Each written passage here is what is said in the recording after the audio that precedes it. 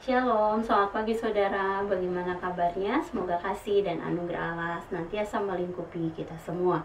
Saudara, pagi hari ini kita akan kembali merenungkan firman Tuhan, dan kali ini akan diambil di dalam Kejadian 28 ayat 10 sampai 15 dengan judul Mimpi Yakub di Betel bagian yang pertama. Saya akan bacakan bagian perikop firman Tuhan bagi kita semua. Demikian firman Tuhan. Yakub berangkat dari Bersheba dan pergi ke Haran. Ia sampai di suatu tempat dan bermalam di situ karena matahari telah terbenam. Ia mengambil sebuah batu di tempat itu dan memakainya sebagai alas kepala, lalu membaringkan dirinya di tempat itu. Ia kemudian bermimpi, tampaklah sebuah tangga didirikan di bumi yang ujungnya sampai ke langit, dan tampaklah malaikat-malaikat Allah naik turun di tangga itu.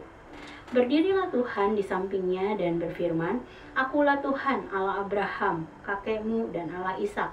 Tanah tempat engkau berbaring ini akan kuberikan kepadamu dan kepada keturunanmu. Keturunanmu akan menjadi seperti debu tanah banyaknya, dan engkau akan menyebar ke sebelah timur, barat, utara, dan selatan, dan olehmu serta keturunanmu semua kaum di muka bumi akan mendapat berkat. Sesungguhnya aku menyertai engkau dan akan melindungi engkau kemanapun engkau pergi. Aku akan membawa engkau kembali ke negeri ini, sebab aku tidak akan meninggalkan engkau, melainkan tetap melakukan apa yang kujanjikan kepadamu." Saudara, dalam bagian pertama kisah mimpi Yakub di Betel ini, kita dapat merenungkan tentang dua hal. Yang pertama, Allah selalu bersama-sama dengan umatnya. Hal ini dapat kita perhatikan di dalam ayat 10 sampai 13. Saudara, Yakub berangkat dari Bersheba meninggalkan orang tua serta keluarganya dan pergi ke Haran, suatu tempat yang asing baginya. Perjalanan ini ditempuh oleh Yakub seorang diri. Namun sebenarnya tidak benar-benar seorang diri. Sebab penglihatan suatu tangga yang puncaknya sampai ke langit, serta pernyataan berdirilah Tuhan di sampingnya pada ayat 13a dalam mimpi Yakub menunjukkan bahwa Allah menyertai Yakub dalam pelariannya. Saudara, Allah tidak pernah meninggalkan umatnya dalam keadaan yang seperti apapun. Oleh karena itu, jangan pernah menyerah ketika menghadapi suatu situasi sulit yang tiba-tiba mungkin muncul dalam kehidupan kita, kondisi tubuh yang melemah, atau mungkin ketika kita sedang menghadapi orang-orang yang sulit dalam kehidupan kita. Sebab Allah tidak akan pernah meninggalkan kita. Lalu hal yang kedua yang dapat kita pelajari adalah Allah setia memegang perjanjiannya. Hal ini dapat kita perhatikan di dalam ayat 13b sampai 15. Saudara, dalam penglihatan tersebut, Yakub mendengar Allah mengatakan, "Akulah Tuhan Allah Abraham, kakekmu, dan Allah Ishak." Suatu penegasan kembali tentang janji-janji Allah kepada Abraham serta keturunannya, yaitu Yakub. Janji berkat tersebut adalah tanah yang akan dikuasai oleh Yakub, keturunan yang akan dijadikan banyak, serta janji penyertaan dan perlindungan Allah. Saudara, penegasan kembali janji Allah kepada Yakub sebagai keturunan Abraham merupakan suatu bentuk kesetiaan Allah bagi umatnya.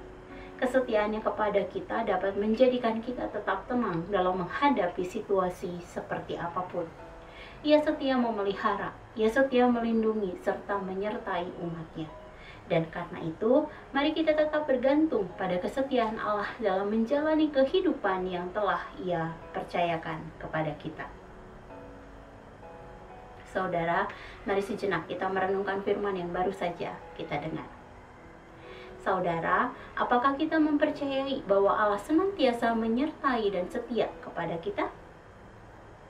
Mari tetaplah hidup dalam iman kepadanya dalam kondisi yang seperti apapun.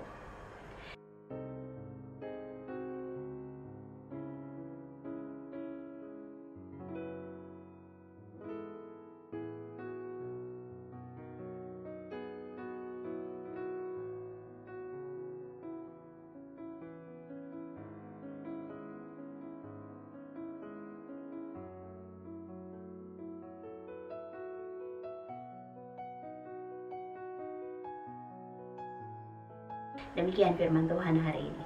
Mari kita berdoa. Tuhan, terima kasih satu hari Allah kembali tambahkan dalam kehidupan kami.